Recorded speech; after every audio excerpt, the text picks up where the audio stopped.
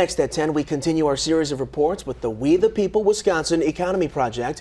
Personal stories from families across the state about their experiences and what can be done to solve economic problems. Political reporter Jessica Arp has more on our Oregon family. Jessica. Well, Andy, you'll remember the Clariches are a multi-generational family. Retired parents Laurelyn and Jim, their son David, his wife Odessa, and their son Gage all live together under one roof. That made this month's conversation about gender and generational issues a mixed bag, although many of the families in the Economy Project say the traditional demographics that politicians use don't necessarily describe them.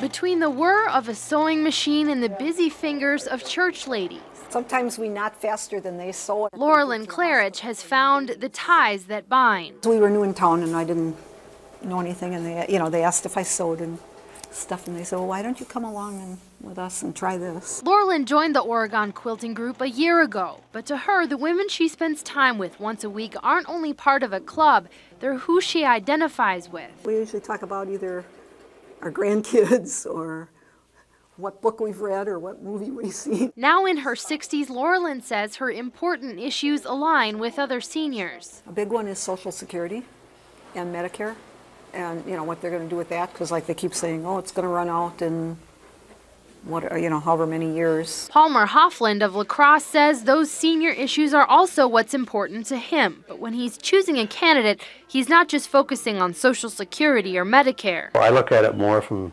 overall, do I think they're capable of doing the job? They're gonna, whether they've said anything about Social Security or education or anything, they're going to have to deal with it, because that's going to be part of their job. In the Green Bay area, Cynthia and Ron Nelson say the issues they care about for their young family cross generational lines, specifically when it comes to Medicare. It's taking care of our families, our parents, our elders. It's something we should do. It's something they paid into, a lot of them did, and they should get the benefit for it. Back in Oregon, Odessa Clarich is still building a life with her family in Wisconsin. I don't feel like I'm part of my demographic. I feel I'm more of a statistic. The stay-at-home mom is struggling to find a group she fits into. I fall into the category of the 30-year-old child coming back home with no money after a foreclosure. So I don't feel like I am the average part of my demographic. And she says putting people into demographic groups doesn't help her connect. There is no magic vote that they can do. There's no bill they can pass that's all of a sudden going to make everything better. It's not. It's a new time and a new era, and I have to figure out how I fit into it. Maybe the sewing circle knows best. It takes all colors to make a beautiful quilt. It's one of those, you can't please everybody, so you got to kind of settle on something that's going to please the majority. Now, as a whole, many of our participants felt like targeted issue messages like the war on women being claimed by Democrats have some merit, but it's hard to know the truth through the rhetoric.